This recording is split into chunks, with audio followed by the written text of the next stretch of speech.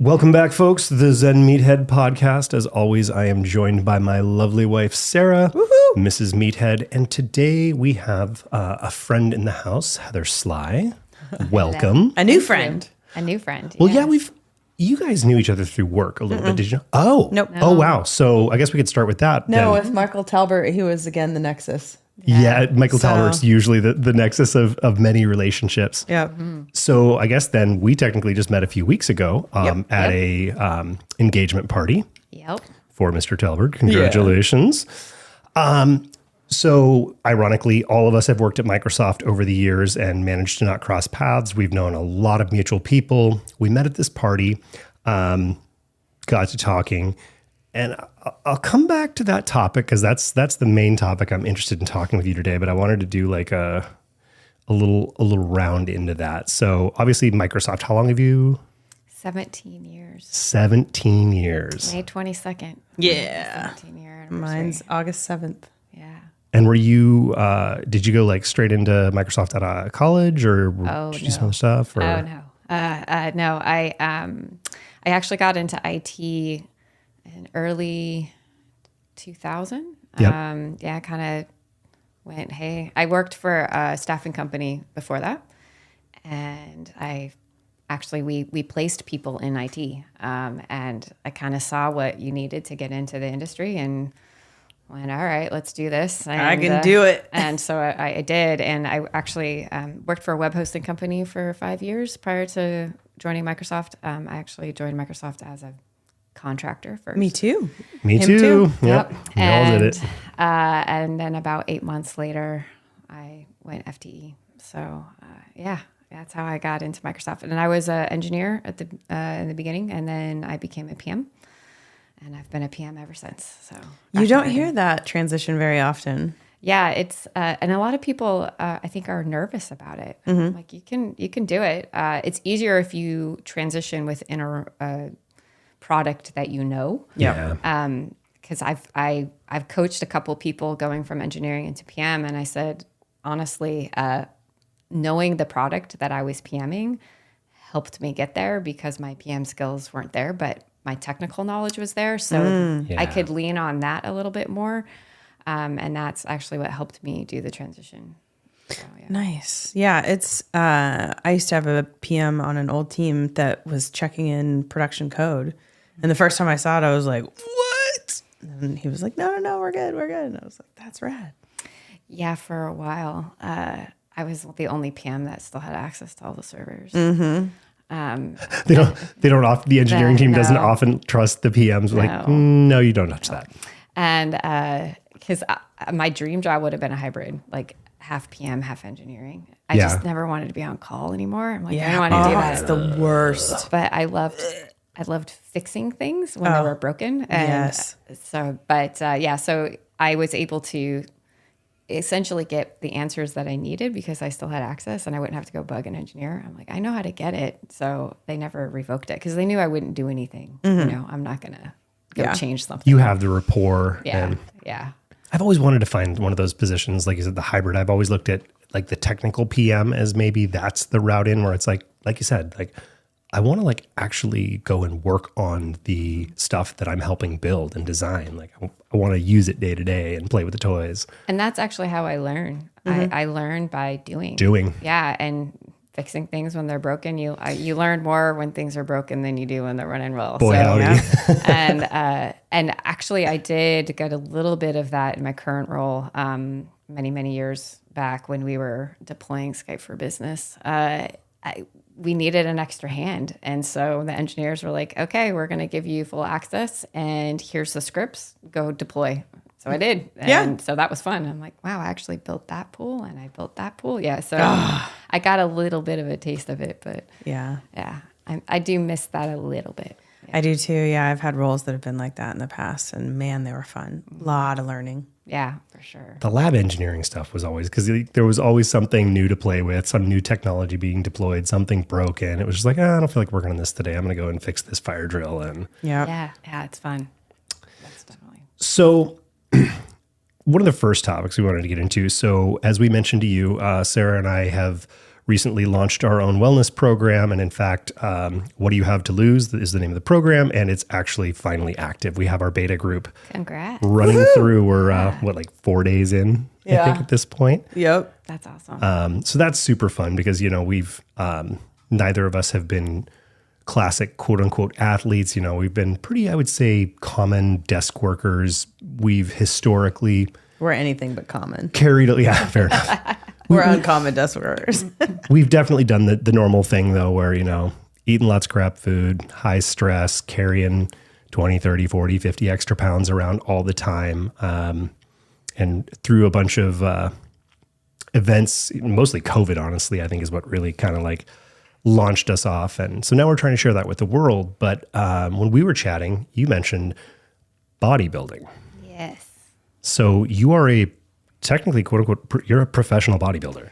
Yes, I'm technically a professional bodybuilder. I did get my pro card in the WNBF. Yep. That's so awesome.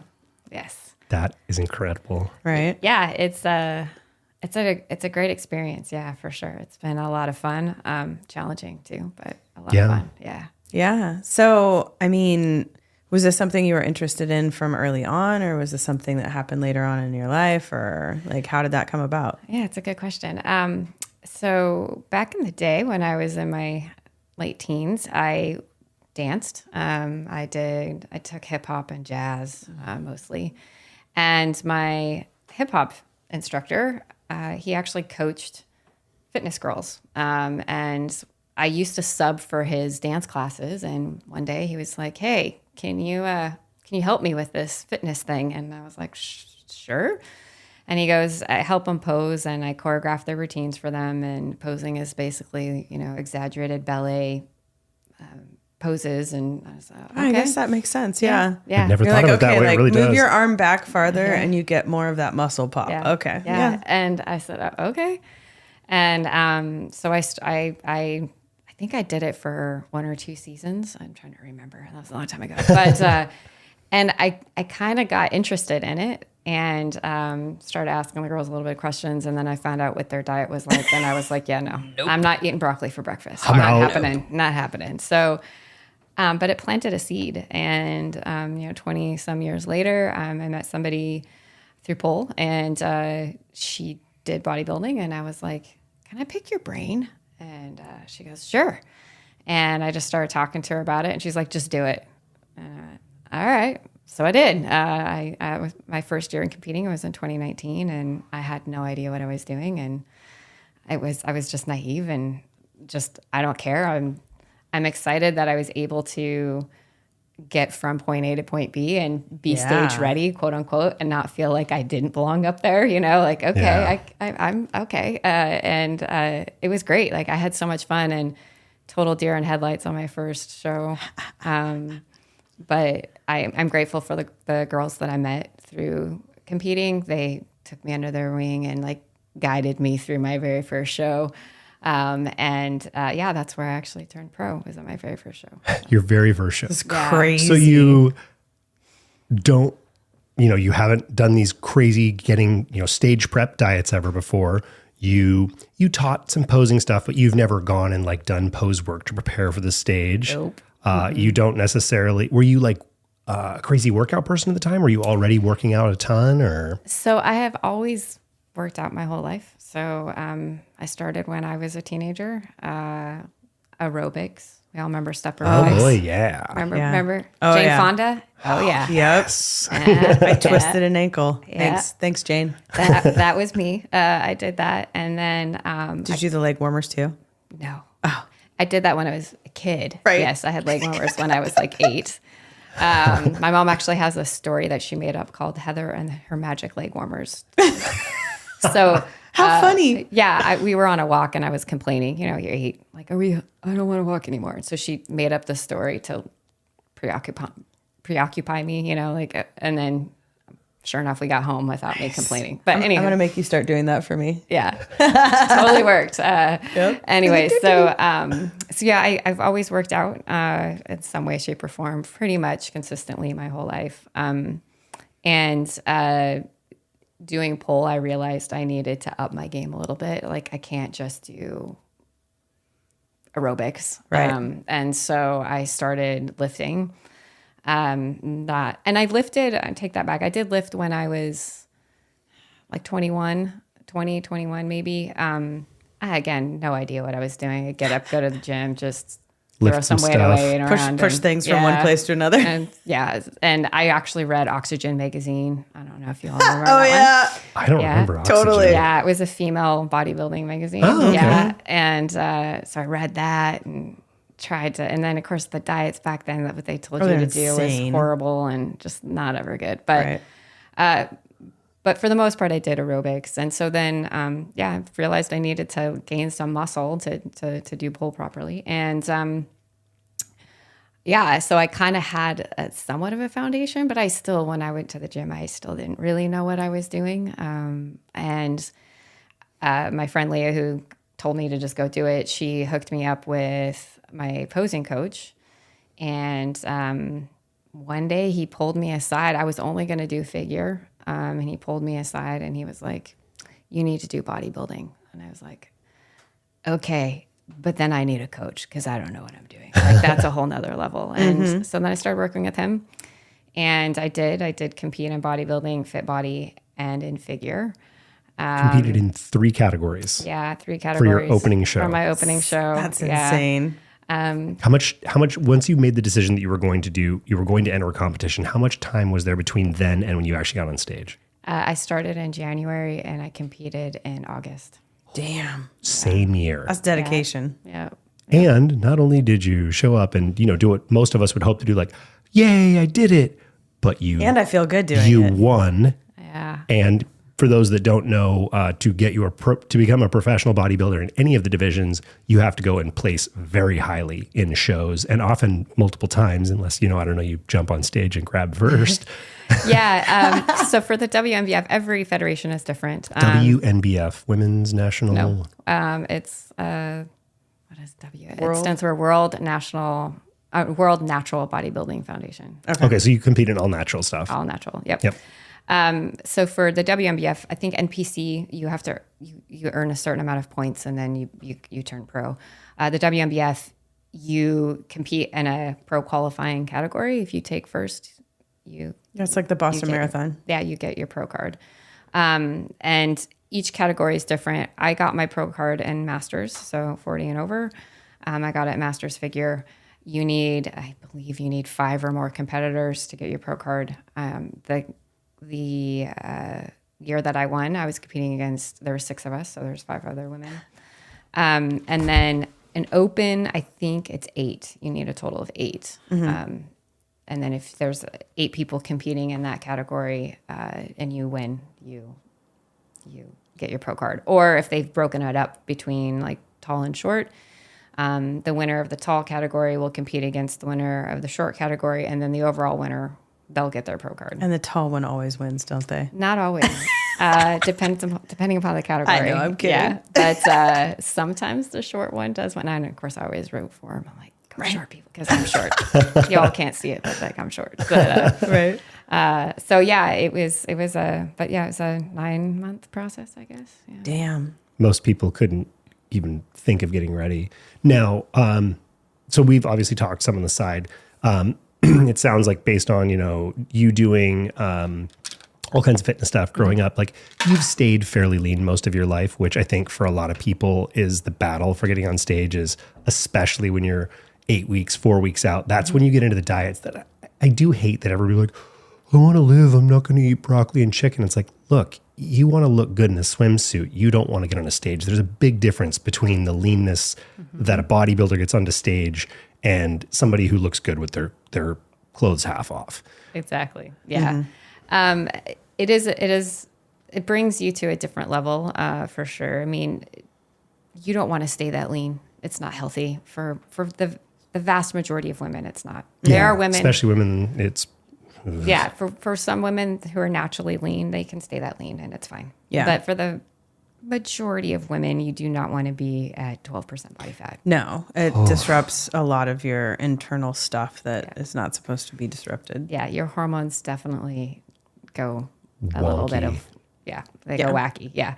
And for men too, when they get super lean, men too, their hormones also do the exact same thing. And again, some men can stay around 10%, be fine. And some men need 14%. Some men can be 8, women are the same thing. Some can be 12, some can be 16, some need to be 20. Their body will fight them to go below 20. I always thought that was me. So when I competed the first time and I actually got below 16%, I was blown away. I didn't think my body would ever let me get that lean because I'd never been that lean before in my life.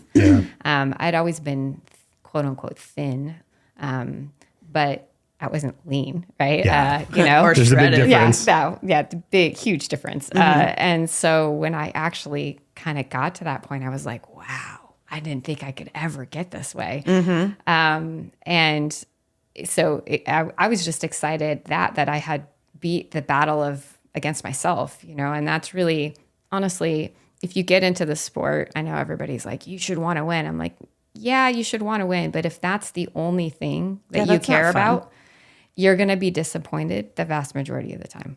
Right. So, and you're going to look at all that hard work that you put yourself through for what, so to me, you have to love the process and love just being on stage and love competing against yourself in order to really be happy in this sport. And I think in any sport, actually, like if you don't love the process, not everybody's going to win. You're going to be miserable most of the time then, right? So just find the joy in the process and what it's going to teach you and what you're learning, and see that you're getting stronger and, all of those things. Take your little wins. Yeah. Not everybody's going to be Larry Bird or Michael Jordan. Exactly. Yep. So, go ahead. Well, I was going to say, I didn't want to wing us off if we weren't done, but you have mentioned a couple times, and we've been kind of dancing around said item, that you also are involved in pole dancing. Yes. So when we sat down, here I am at this table at this at a bar at this engagement party, and you sit down next to me. And it was funny because my original interaction with you, I don't know what it was, but there was just sort of a dissonance between us. And I was like, okay, I'll just turn around and talk to, And then thank goodness that you engaged me and asked me questions, because all of a sudden I was just like, yes, I want to know more. This person's fascinating. So our original conversation was about the fact that you participate in and produce pole dancing shows. Yes, I do. So cool. Thank you. I got into pole dancing almost 10 years ago. I think I took my first class in 2013. So 10 years ago. And then consistently started in 2014, going quite often, at least once a week, and just slowly started to kind of do it more and more and more. I fell in love with it the very first class. My best friend and I just, so the story behind this is a funny story, and I think I want to hear.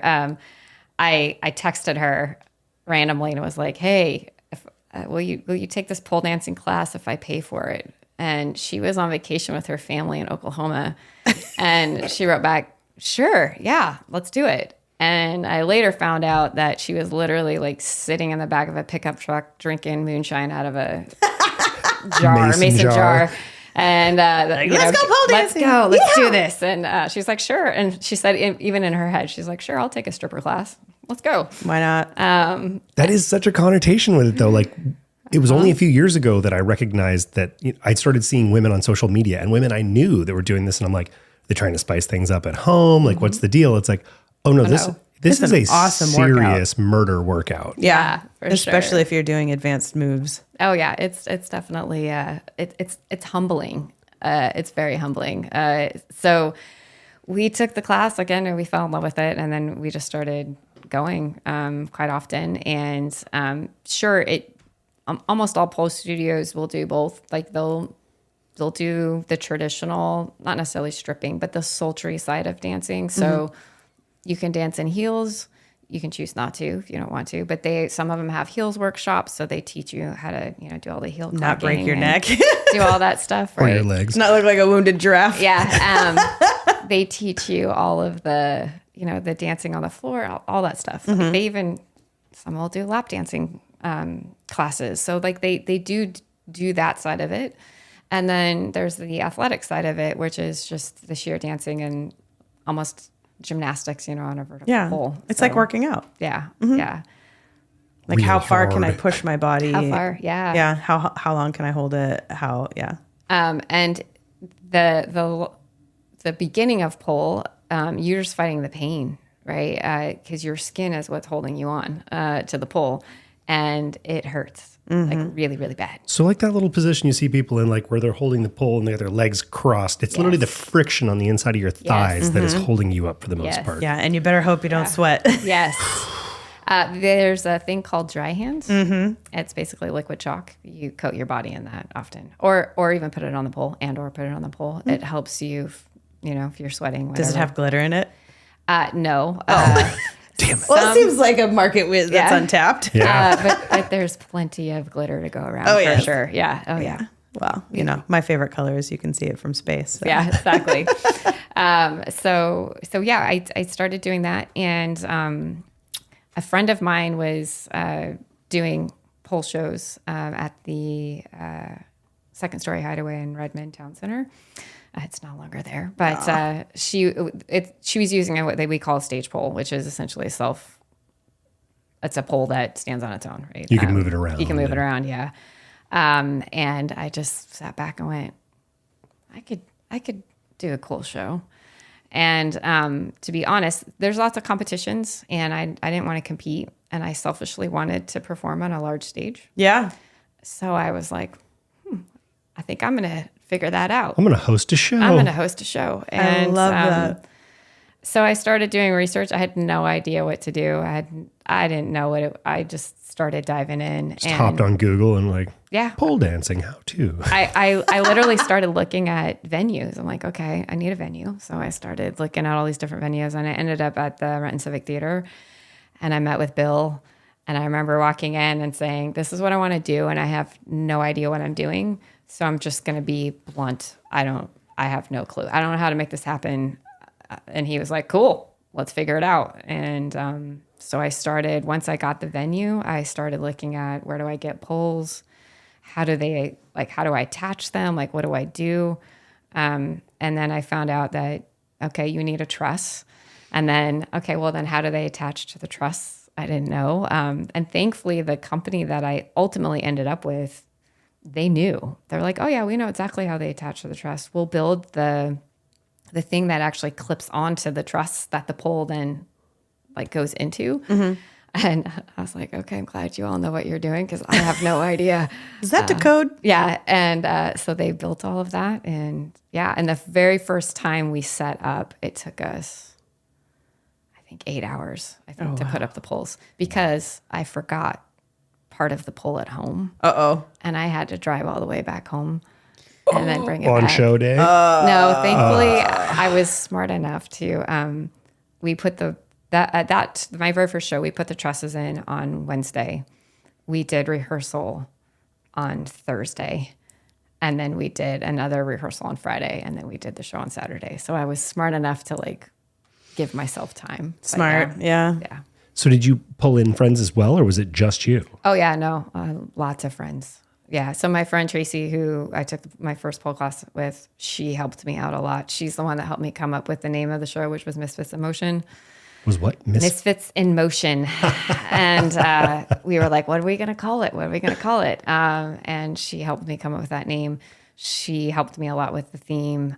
My cousin Nicole, she helped me a lot as well. They both just dove in with me. They became kind of my creative group, helped me come up with themes, helped me design things, and all sorts of stuff. And my cousin helped me a lot in social media because I knew nothing. And she was, okay, here's what you need to go do. And so she helped me along with that piece.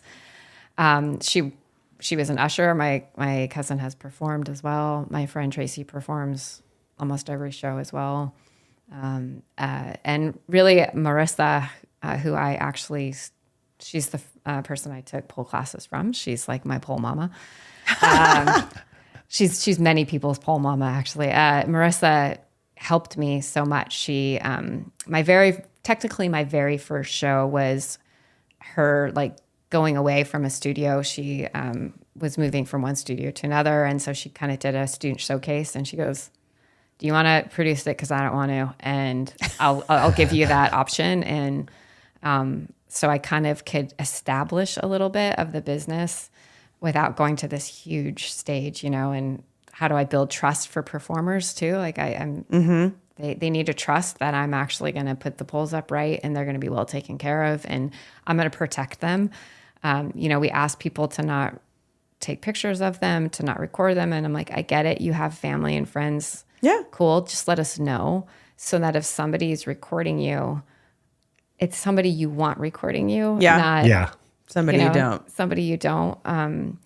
And we also take pictures and we also record the show. So we give that to the performers. So that's part of their package. So it's like, you're going to have a professional photo and you're going to have a professional video. Like, I love it. so we understand if you really do want your family to do it, fine. But so, and I've learned that through the years after doing the show. I mean, obviously my very first show, I didn't have that. I had a professional photographer, but I didn't have a professional videographer. But you start to learn these things like, okay, you know, but yeah, so I stopped, you know, you start to establish that. And so I think I've done I don't know, 7 shows, I think now. Have you promoted all of them yourself or, okay. Yeah. So, you know, I've heard about all kinds of crazy workouts out there. And, you know, you see little shops popping up everywhere for the latest and greatest new thing. I have to, you know, I've been pretty involved in fitness for a long time and interested in it. And it turns out other pole related things I've also been interested in my earlier years. Yet I've never come across a pole dancing studio. Which honestly, now that I think back to it, when I was a younger man going to, you know, places, I often wondered, I'm like, how the hell do these women learn to do this? Do you just show up at the club, become a stripper and start going up on stage and practicing in between? Or like, how does this happen? Sex worker. I'm guessing. You implied they're having sex. Who knows? I'm guessing back in the day, that's probably how they did it. Pole dancing as a sport I want to say it started like in the maybe early 90s. Holy shit. It's been a long time. Yeah, but it started in Vegas. Fania, Weird. Yeah, Fania, she, as far as I know, is considered the mother of like pole fitness. Fania? Yeah, she was a stripper. I hope I'm getting this right, Fania. I believe she was a stripper in Vegas, and she started her own studio. So there's, I think it's called Pole Fitness or something along that line in Vegas. And that is where a lot of people got their start. And then it kind of spread out from my understanding. I don't know the full history of pole, but and they popped up like probably in the mid 2000s is when it really started to get popular. And yeah, I vaguely remember kind of hearing about it starting to like come to light. And then I think in the like, probably around 2014, 2015 is when it really started to take off. There's competitions. There's worldwide competitions. It's everywhere. It's really popular, like in Australia and a couple other countries. And there's lots of different federations that they can compete in. It is now at the Arnold Classic. So pole dancing's at the Arnold Classic. Yeah. Right. So when did that happen? I think maybe 3 or 4 years ago. Maybe a little bit longer. Right? Yeah. Flagpole. Insane. It is crazy. And then there's a thing called Chinese pole, and that is slightly different. They're Where you do math while you do it? Yeah. No, and like the way they climb the pole is very different. And like their pole doesn't, it's not attached at the top. So like it's a freestanding pole. But they have there's a whole like different type of pole dancing, and it's called Chinese pole. And Wow. yeah, and they climb the pole very differently. They climb with their feet on the pole, like Yeah. Whoa. yeah, So you've got to be Like almost like a tree super climber. flexible. almost like a tree climber. Yeah, yeah. So that's how they climb the pole. Whereas we use our shins, right? We clench the pole between our shins. Yeah. Yep. Like That's how you crazy. climb the rope in gym class. Yes. Yeah, it seems like it'd be pretty much the same kind of concept. Yeah. Do men do this stuff? Yeah, I mean, I oh, have to yeah. assume some do, but Oh yeah. Yeah. Men do it for sure. And they're crazy super strong, of Oh, I course. bet. Yeah. A lot of gymnasts we'll do it. Seems like it makes sense. Yeah, Just turn it 90 degrees. Yeah. Yeah, and so they're super obviously strong upper body wise, and so they can do some crazy tricks. Yeah, there's Emerald City Trapeze. Yes. Every Friday night does that date night where you can go in and do an hour of, what do they call it? Like couples, like Cirque du Soleil, bendy stuff. And then the other hour is trapeze. Yeah. They I haven't been there. I know a lot of people who have gone there. Mm-hmm. And yeah, that I imagine their space is really cool, but I have yet to make it to their studio yet. Yeah, but I love that idea of melding like fun and fitness together. I think that was a really big piece that snapped this success story together, was that we were able to have fun and enjoy the time that we were spending while we were exercising.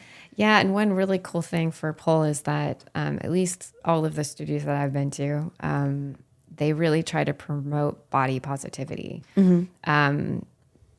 Like my MC, she's a plus size girl, and I purposely want her to be able to be on that stage. We have an agreement that she will MC my show as long as she always has an opportunity to perform. So she doesn't have to try out, right? No. So like, oh yeah, I'm like, sure, that's a great deal, Shanice, we'll do that. And I actually wanted that because I wanted to show that you can do this at any size, at any age. I mean, I have girls that are in their late teens, early 20s, all the way up to their 50s. The last show I had a couple who were in their like late 50s perform together. Yeah. So, he does the pole with her, and they did a great job. It was so cool to see them. And so that's another reason why I wanted to do the show selfishly, so I could perform on it, but also just to show the other side of pole and to let people realize that if they can get up there half naked and perform in front of all these people, like I can too. And I can have that confidence, and I'm okay. Like however I am, I'm okay. And I've had women come up to me and just say, oh my gosh, I saw a girl and her body is like mine. And if she can do that, then I can wear a swimsuit to the beach, right? Mm-hmm. So it gives them that kind of that permission to love themselves where they are. And then also I can do that too. Oh, wow. It makes it accessible. And that was the other thing. It's like, yeah, you can go pay $50 and go see Cirque du Soleil, and you're going to see an amazing show for sure. But you come to my show and you can go, wow, it's cool, and I can do it. I could do that. Yeah. And I want to. Yeah, that looks like fun. And so, that's another great piece of it. It helps to show people what you're capable of. Okay, so have you always been fearless, or just in this type of arena? Because I'm getting a vibe, and I think it's why I like you as much as I do, because I'm just like, all right, I feel like you and I, without a governor, would be a really bad idea. Just be all yeses. All yeses to the hospital. No, I would not say that I've always been fearless. I was very shy, incredibly insecure when I was growing up. Yep, me too.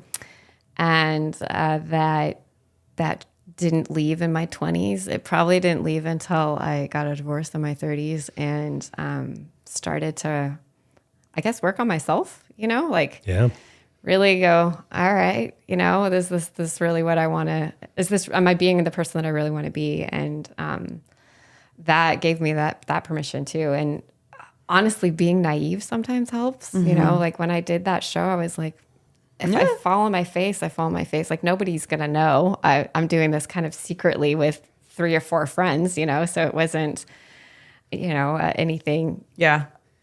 Really putting myself out there. But getting on stage for sure is a very different feeling. Yeah. But I love it. I do love being on stage. Well, and it's interesting because I'm kind of that way too. Like, and there are so many people who are so uncomfortable with it, and so uncomfortable with the idea of being out there in front of people doing something. And it's such a stark contrast because, it's fun as hell. Because you basically get to go up there and just be whatever you want to be. Yeah. In performing, you get to be another person. Mm-hmm. So like I don't perform under my name. I perform under a stage name. Mm-hmm. My stage name is Audrey. And so yeah, you get to take on a different persona. Mm-hmm. So yeah, be whoever you want to be. That sounds really cool, but, and I shouldn't say but, I have a question on that. I grew up in the arts, classical music, and one of the most terrifying parts of that always was the performing, the nerves, like, you know, am I going to screw up? I'm going to look stupid. Like I would just get panicked coming up to these things, which as I understand is fairly common. Does it play differently when I hadn't thought about that. If I, you know, at that age had traveled to Japan, for instance, had a pseudonym and gotten up and played, it's like, look, nobody in this room knows me other than a few people here with me. If I screw up, like whatever. But here I am with a bunch of people that know the business, are peers of mine, and people that are just here to like see a performance. How do you deal with like that? How do you deal with that? That's a good question. And the thing that I always tell people, especially when you're performing by yourself, nobody knows what the routine looks like. Right.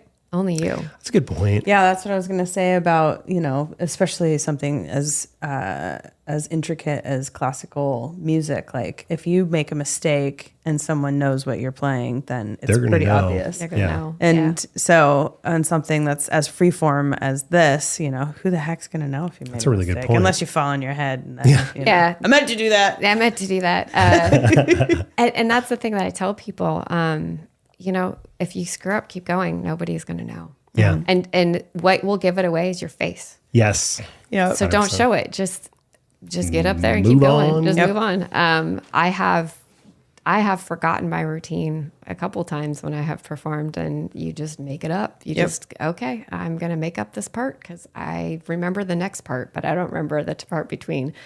And you know, I've performed with other people, and I have screwed it up as myself, but you just keep going, and most people don't even notice it. They're just so caught up in the moment that they don't recognize it. And yeah, you just keep going. I did drill team when I was in high school. Oh, me too. And nerves.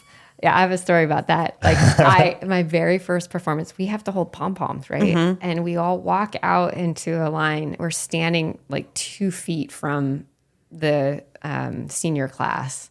And I'm standing and I'm shaking so bad, you can hear my palms shake, right? Because I'm so nervous. But as soon as the routine starts, like you immediately just go into what you've been practicing for 3 months, right? Your brain just goes.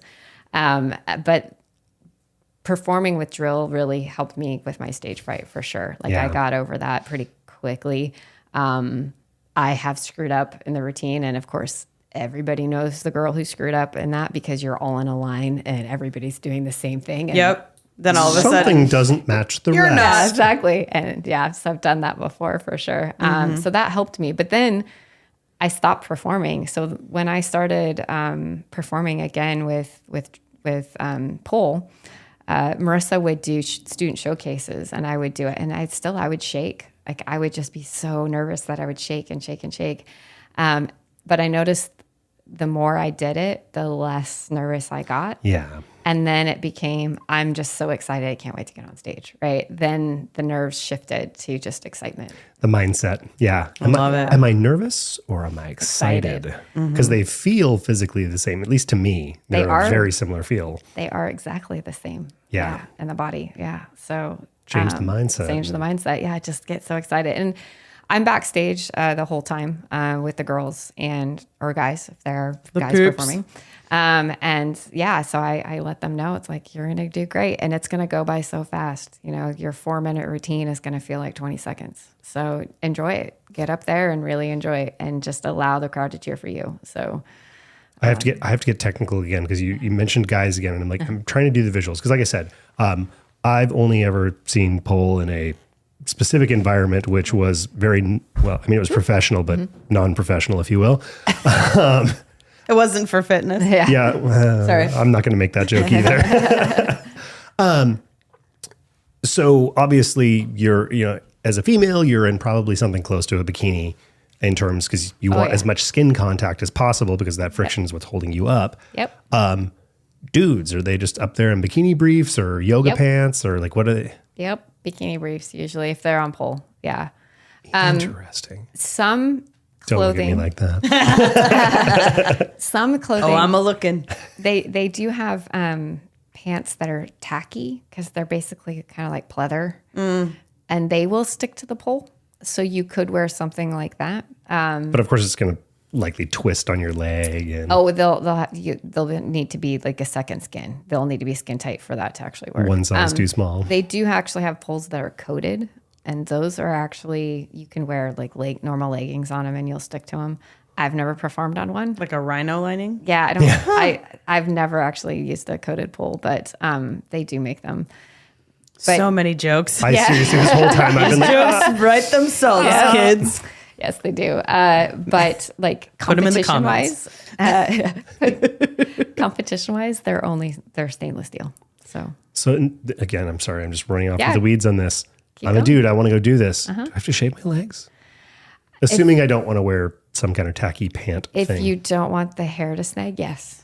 I would imagine that would be at a new level of discomfort, Yeah. having hair Yes. pulled out of your leg by a pole, ironically. Yeah. Usually Yeah. in knots. Yeah. Oh, that sounds delightful. Yeah, it would definitely hurt. So, yeah, you probably would want to. You'd want to encourage the old leg shave. Yeah. Yeah. Yeah. So a lot of times when I talk to people about lifting weights, especially women, the comment comes back to, well, I don't want to get bulky. I don't want to get big. Do you have thoughts on that? Yes, I do.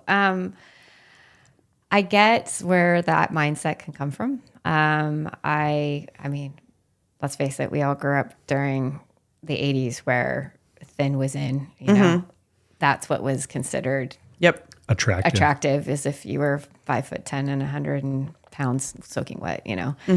And so I totally get it. I had that mindset for a very long time. I did not have a body that was skinny like that. I've always been curvy and I hated it. I hated my body. And I remember I had muscle and I wanted to lose it. It was like, I want my legs smaller. Yep. So I can relate to what they're saying. But as I've gotten older, I actually love my muscle now. Me too. I am so proud of it. It's like, one, it's hard to make it, Yeah. right? Like this is work. Yeah. And I earned this. I also want to be strong. I Yeah. would rather be strong than skinny. Absolutely. So Capable. I say capable, but strong isn't capable. yeah, I would rather be able to know that I'm going to be able to get out of my bed when I'm 70 because I have built a good bank of muscle, because you will slowly start to lose it as you get older. That's just, granted, I'm going to fight it all the way, Yeah. but that's a fact of life. And I want to be able to get out of bed when I'm 70 on my own and not have to worry about somebody helping me up. And that I'm building that foundation now. Yep. And so for somebody to say that, one, I would say, you're not going to get that bulky. You're not going to get as big as you think. And as a matter of fact, muscle weighs less than fat. So you could be the same weight with solid muscle and you're actually going to be smaller. And two, muscle burns more calories than fat. So you're going to be able to actually eat Lean a little bit out more. and eat more. Yeah. And you're going to be fine. And three, I would probably ask them, so what's wrong with that if you do? Like, what are you scared of? Well, that's the thing. Like you look at let's call it a normal-ish fit person. Let's say, I don't know, between 20 and 25% body fat. They're concerned about getting too bulky by lifting weights.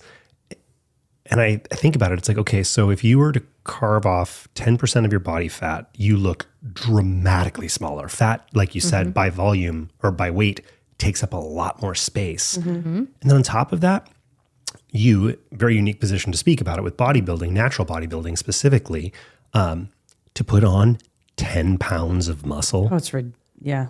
Like I don't even know. most people, if they know what they're doing, they're dieting well, what would you say? Like 6 months to a year would be kind of unheard of natural. Oh, natural. And depending upon your age. Yeah.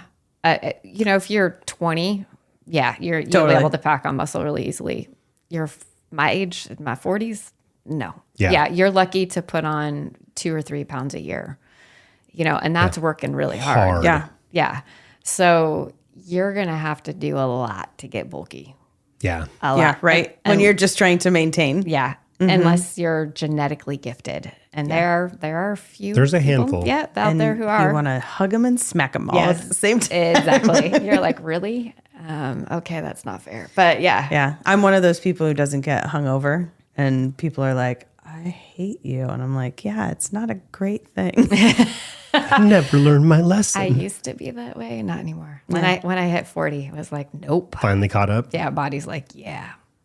It's time for you to paying take that your bill. medicine. Exactly. It's time for you to pay for this. And the scary thing is, if that bill ever comes due, I think it's going to knock me into another dimension. Yeah, seriously. Yeah. Because you're going to be like, what is this? How did I get here? That was a big bar tab. Come to me, death. For sure. For sure. I had another question I wanted to chase down, and I just completely brain farted on it. Okay, well, lost that one. That one. It'll come back. We'll keep talking. It'll come back. Yeah, exactly. Right? What would you say are your top learnings from both of these adventures that you've gone on and are continuing to go on? So the number one thing if I look back, the number one thing is say yes. Yes. Yeah. Because you never know what that yes will lead to. Because if somebody were to go to me, 12 years ago and say, by the way, you're going to compete in a bodybuilding competition and win, and you're going to start taking pull and produce pull shows, I would have looked at them and went, yeah, you're high. Yeah. Can I get some of what you're smoking? Yeah, Because exactly. it's good. Yeah, you need to share. Puff, That's puff, some really pass, good Jerry. stuff. And I look at what it's done to my life. Like, I have met some amazing people through it. I have grown in confidence that I never thought I could ever have. I have, I've tapped into my sensual side that I never thought existed through pole. I was like, wow, that was there. Okay, that's cool. And I fell in love with 6-inch heels. No, I would never thought that would have happened. Yeah. And you just never know. So say yes. Like just say yes and see what happens. And if you don't like it, okay, so you had an experience and that's okay. You learned. You learned, like, I don't like that. All right, well then don't do it again. Yeah. And so, yeah, that would probably be like the number one thing and the ripple effect of that. Like, I look at what happened and how many people I've impacted just for saying yes to a pole class. You said yes to that first class. And how many shows did you say you've produced now? I think I had 7 or so around. I don't know. I'm going to be doing another one in the spring and potentially one in the fall. I think I'm going to contemplating. have to be in one of those. Yeah. Maybe both. Yeah. Golf clap. At least you need to come and Yes. see, and Oh, see what it's all absolutely. about. Yeah. I mean, to hell with it. I like saying yes. Yeah.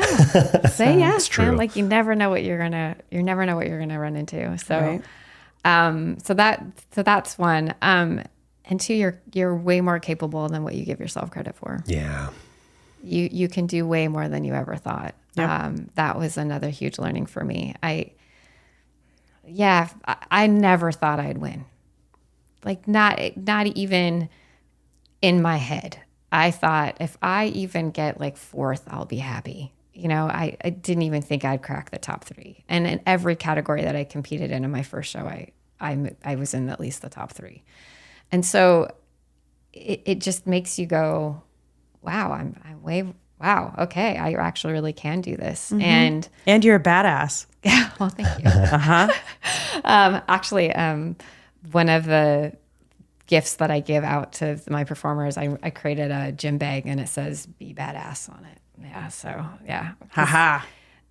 Truly, we don't give ourselves enough credit. Nope. We really don't. So, yeah, those are probably the top 2 things that I really learned. If you want a third one, I don't. We always should get 3, right? 3 is always a good thing. I like buck of the system. Yeah. And yeah, like, I guess then you can do more than what you think you can, and say yes. What else have I learned? I know I've learned a lot. Oh, the gift of self-love. That- Not like that. Yeah. But Emotional. Emotional love. Why did you look at me? You know why I looked at you. To be able to be vulnerable, to learn how to be vulnerable. Because when you're Yes. on stage, I get up in front of all of my performers every time, and I thank them every time. And I said, because it is not easy to be up here. Yeah. Like, I recognize that, one, you are trusting me to come up here and do your thing.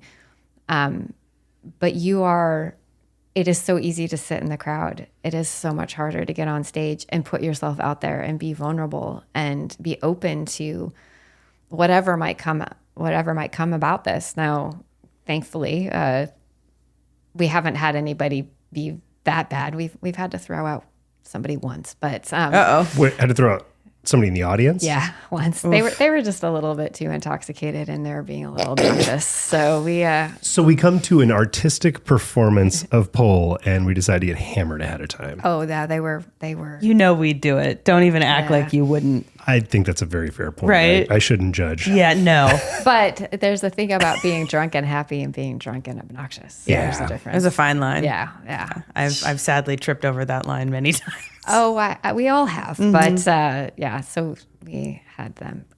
It's because essentially they got cut off, and of course then they got mad. Oh, even so you're serving alcohol there too? Oh yeah, we serve alcohol there. Dude, badass. It's a pole show. Of course you're going to serve alcohol. Strip clubs in Washington, I can't get a drink while I watch a pole show. Because there's I nudity. read in a blog. Because there's nudity. No, yeah. In the state of Washington, where there's nudity, you're not allowed to serve alcohol. And since our shows, there is no nudity. There's no nudity. Okay. You can Bring your kids.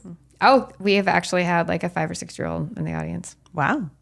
I don't give an age. It's not a 21 and over. I don't do that. I've had people come up to me and ask, and I said, look, they're your kids. Yeah. If you're not comfortable with them, inappropriate. if you're comfortable with them seeing this, who am I to tell you that you can't bring them? And so, yeah, I don't care. I mean, if you are open, because I do all of it. Like I have the exotic side of it where they're in heels and they do the clack and they wear and they dance, suggestively. And then I have the athletic side of it, and everything in between. And so I'm like, if you're okay with your child seeing that, and no, we don't edit out the bad words in the songs. So if they're swearing, you're going to hear it. So really it's up to you. You tell me if you're okay with your child being here and if they Informed consent. Yeah. Weird. Do you blend it all together? So like you said, you kind of run a full gambit of the show. You've got the more erotic type stuff, and you've got the very much more performance fitness side of it.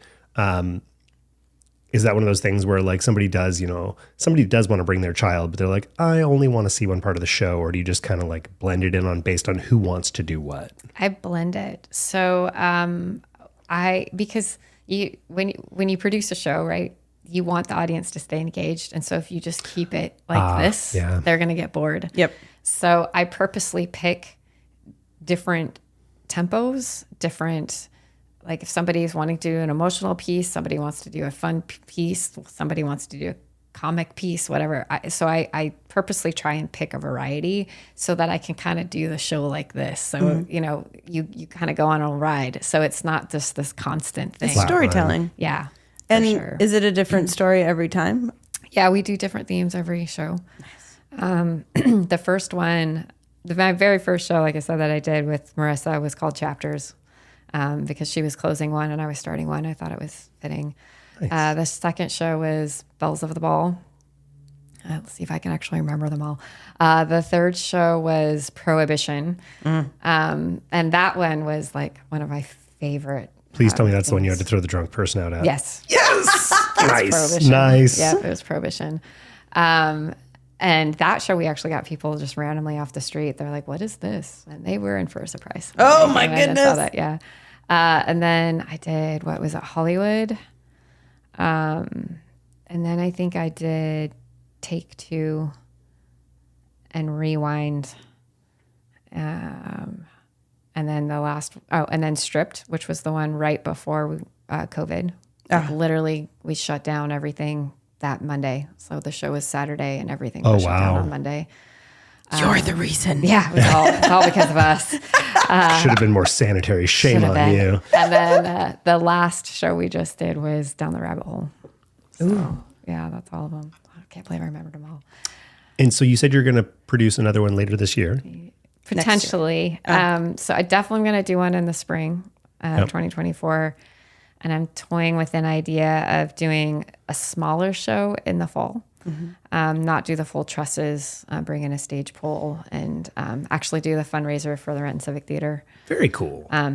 Because actually now they produce them all. So Stripped was the first show that I gave up the business, and I now just produce it solely through the Renton Civic Theater. I got tired of running the business and I didn't want to do it anymore.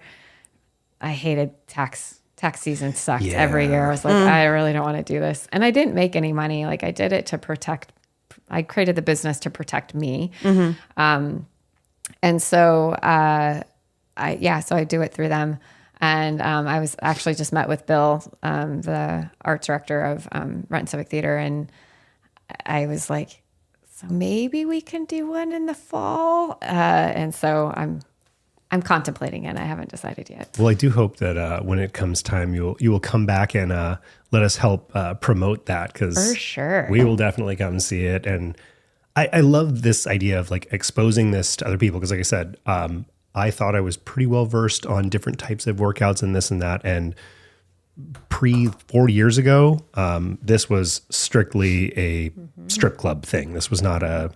Yeah. You're starting to see more and more of it now. I've got friends on social media that, all of a sudden I'm like, okay. Well, I wonder, because I used to take classes from Angie, who owned Divine Movement before she moved over to another place, I think. Rife. Yep. So like I'm familiar with it as well. So that must have been before your time. Yeah. I remember earlier on when we were dating, maybe married, I don't know. It's been a few minutes. I remember you mentioning, I think you were the first time I'd ever heard of it, of like, wait a minute, I thought you were telling me that your friend was a stripper kind of thing. Like, oh, well, I mean, that's an interesting note. Okay, cool. Good to know. That's funny. Actually, when I went to go buy my house, I told my realtor, I'm like, I need a fence for my dog and I need a room for my pole. And he was like, that's a first. I was like, yep, those are my requirements for my house. Yes, I need those two things. I'm not talking about my husband. Come on now. Yeah. And he was like, okay. So yeah. And that was the very first room I remodeled, was my pole room. So, nice.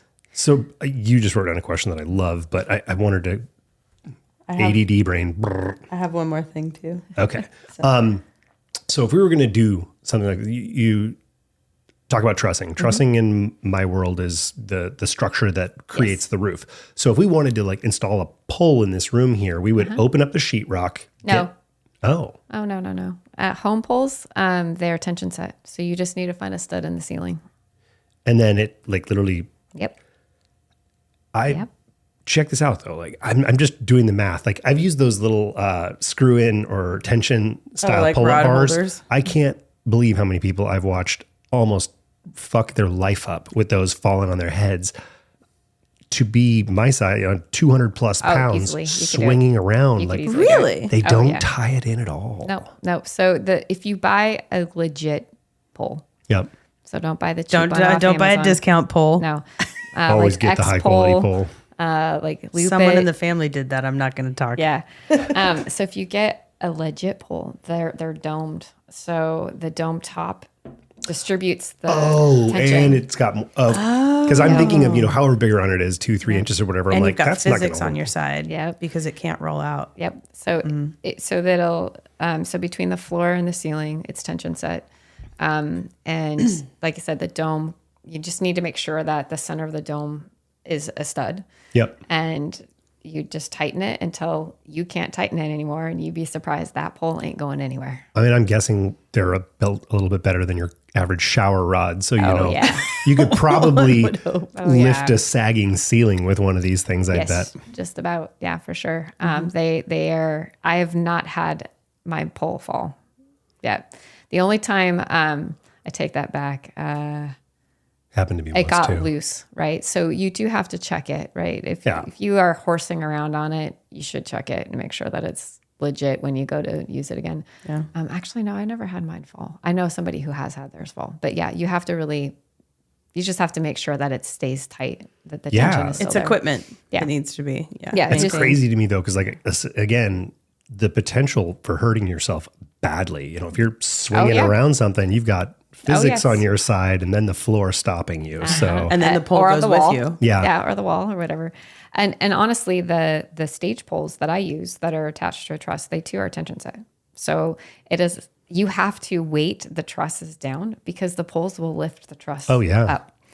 And so, yeah, you literally, you have sandbags and everything and you're constantly adjusting them. So you'll tighten one because I have 3 poles. You'll tighten one, and then you have to go tighten another one, and then tighten the third one, and then you have to go back around because the truss has lifted. it's like tightening your lug nuts in your Yes. car. You got to go in a pattern. And So you usually do that about 2 or 3 times before they are set, and then you know that you're fine. They're not going to go anywhere after that. I want one of our math nerd listeners to go and do the math, all the math and physics for me at 200 pounds and like 6'2" to swing around. How much tension is required? I want to see the whole drawing. Oh my goodness. Yeah, but you could do it easily. I have a hole at home, so if you really want to go try it, you're welcome to. I'm come going to be my honest. house. I'm Yeah. definitely going to come by and try that at some Yeah. point. Like it just seems kind of silly and ridiculous, and I got to give it a shot. Yeah, Nice. yeah.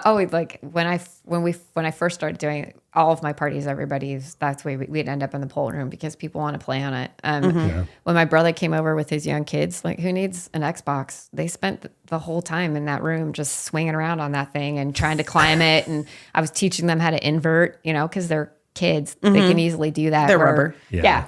And you're like, it took me 6 months to learn that. Like you little bastard. Yeah, exactly. Yeah. But so they had so much fun on it. They just played on it, and I was like, "All right, it's like a jungle Enjoy. gym. Yeah, it's like a jungle gym. Like, Yeah. go have fun." Yeah. Well, that perception, how we stop ourselves because of the perception of others is interesting. Like, do I want to let my kid play on this so that they go to the school and say, oh yeah, my auntie, has a pole in her living room or whatever. But on that note, have you ever talked to anyone who agrees to perform about nervousness around career implications? Yes. Yeah. Yeah. There are people who will not post anything on social media that has to do with pole. There are people who, again, that's why they use stage names. So that protects them. There was actually an instructor at Marissa's studio for a very long time. She had a separate account that was her teachings, right, of class stuff and all of that. And then she had it was a very different, totally different name. So she kept it all separate. It wasn't like Julie and Julia. Yeah. And I know there was a few of my friends for a very long time were really worried about that. And so they never posted anything. And thankfully, society has kind of changed and Grown up. Yeah, they've kind of grown up. Stop And being so infantile. exactly. And so I think more and more people are feeling okay to post it. And again, most of these people, they're not doing anything.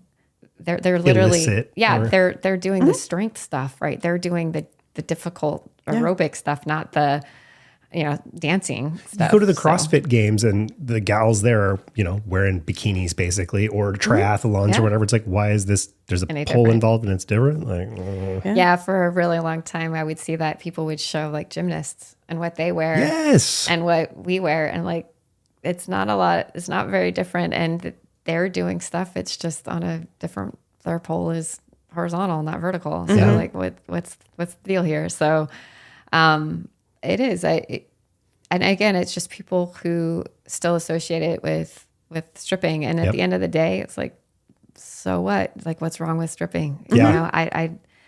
I don't see anything wrong with it. I think those women and men who do it are like, you do something I could never do. They're freak athletes. Yeah. They're killer performers. Like, yeah, it's real stuff. Yeah, like I bow to them. Like that's I honestly don't think I could ever do it. So cool on you. Like it's amazing that so I don't see anything wrong with it. So Yeah. Yep. I don't either. It's just like, and I often find myself frustrated with society because of these silly rules, whether it be, just draconian nonsense or religious stuff or whatever it might be that causes people to feel this way, but it kind of gets stuck with a generation. And Yeah, it's unfortunate that it is there's the stigma is still there. Yeah. Well, so how do people find you and your shows? Oh yeah. So I do have a website, misfitsinmotion.com. And then we are on Facebook, obviously, and Instagram. And when we put out a show, we ask for auditions, and we send that out all through social media. We also post on our website, and people then can submit their auditions. They have to audition if they want to perform. But then we also have ushers, and we also have pole pixies. And pole pixies are the people who actually clean the poles in between each act, and we set the poles up how people want them. But they also help with, like, we also do silks, right? So silk performers perform Lyra, which is the hanging hoop. We have that. There's actually a thing called pole silks, which actually attach to the pole. So people do that. Let's see, what else? Oh, there's a hanging pole. Like, literally, it's a pole that hangs. It's not attached to the ground. Interesting. Yeah, that one is insane. Like, I look at that Because you get the dual rotation. Oh, yeah. And the dual axis rotation. And so, of course, and pole's a lot of push-pull. So when you're pushing it, like, it moves. Just shoves out. Yeah. So it's a very different, I haven't yet to do it, but yeah. So we do that too. So the pixies also help set that up. So they'll take down the apparatuses and put them up. And then some people, we call it, do you like your pole dirty or do you like it clean?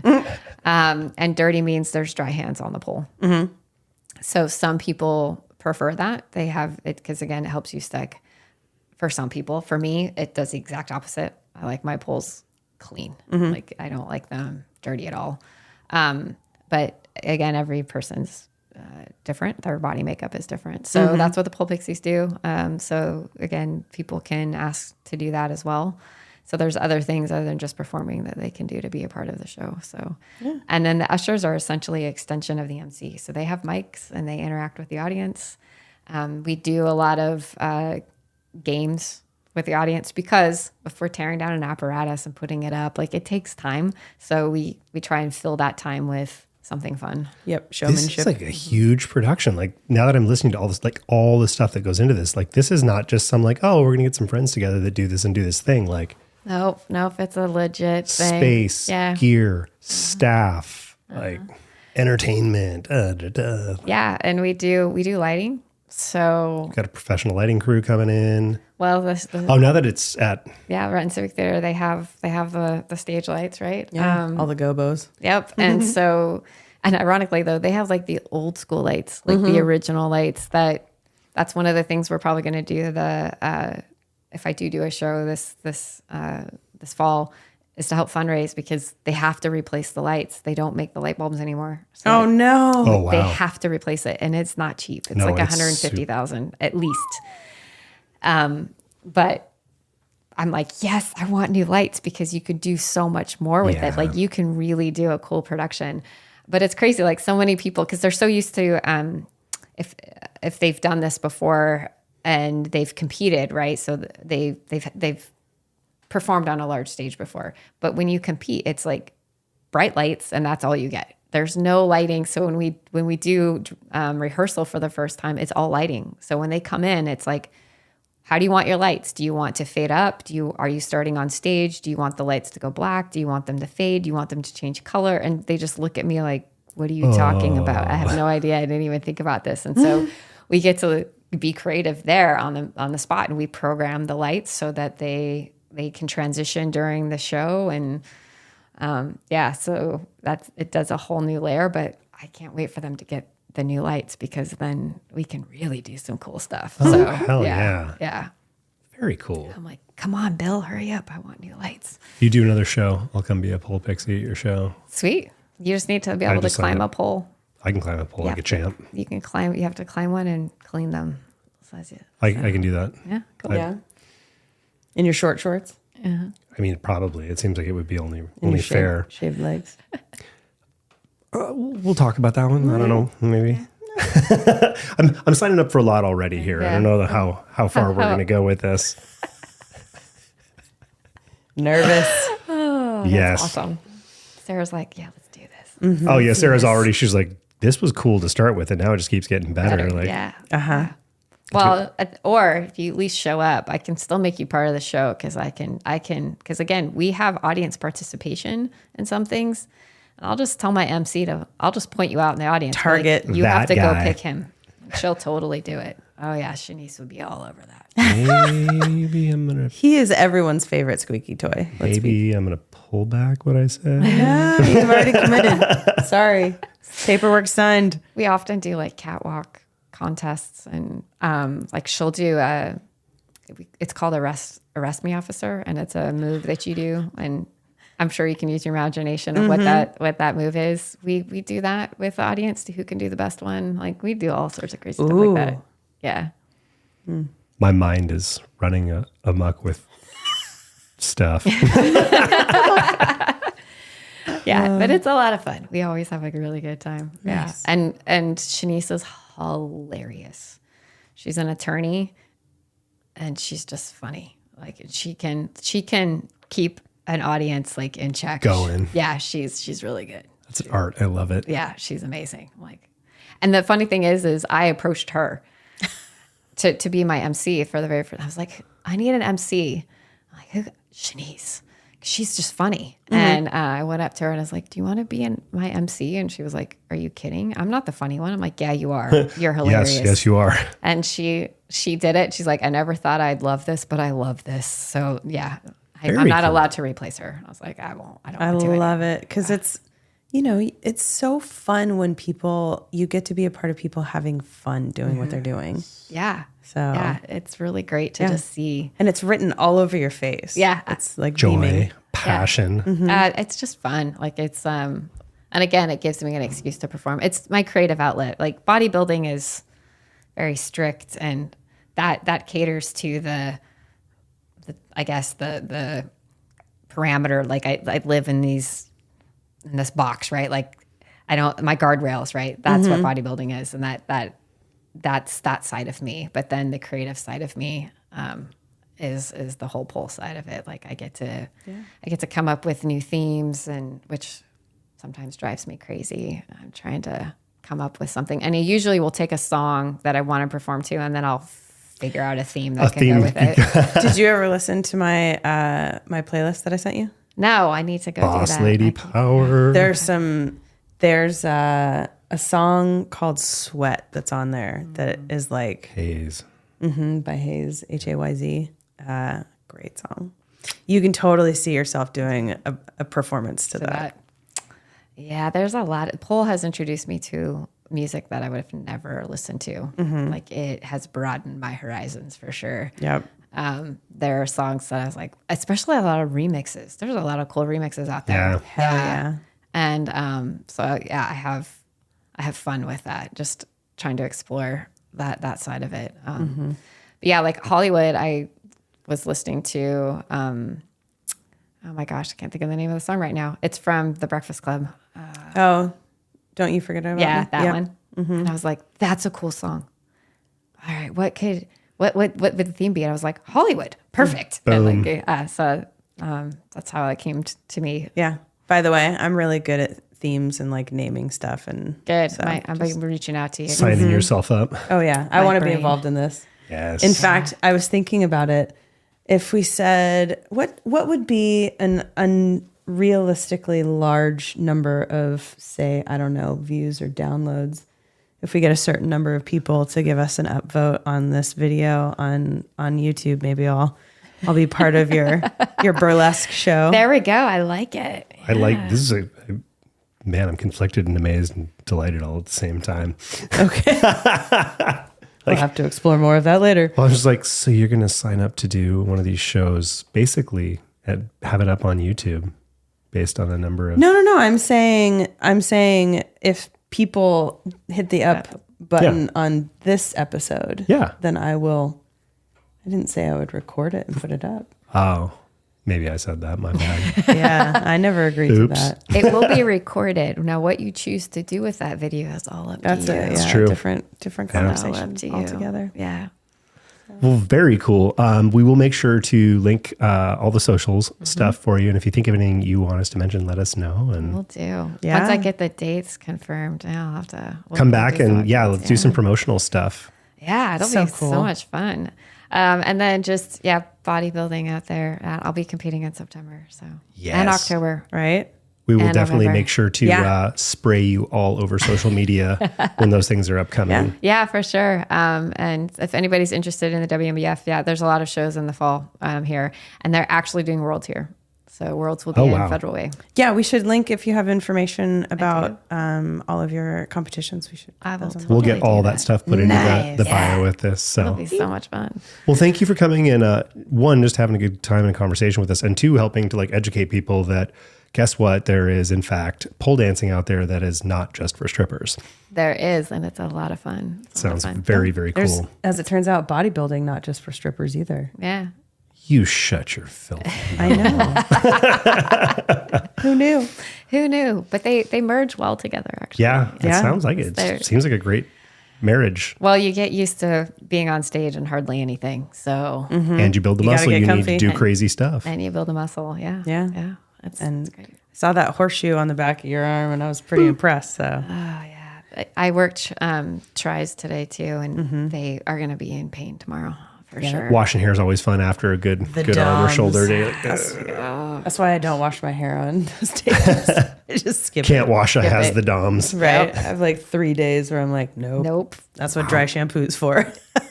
Yep. There are days where, DOMs are a real thing. Oh, boy, yeah. howdy. Yeah. Yep. Yeah. Alrighty, folks. Much love, peace, all that good stuff. And thank you again, Heather, for being here. Thank with you us for today. having me. Much appreciated. Stay elevated, folks.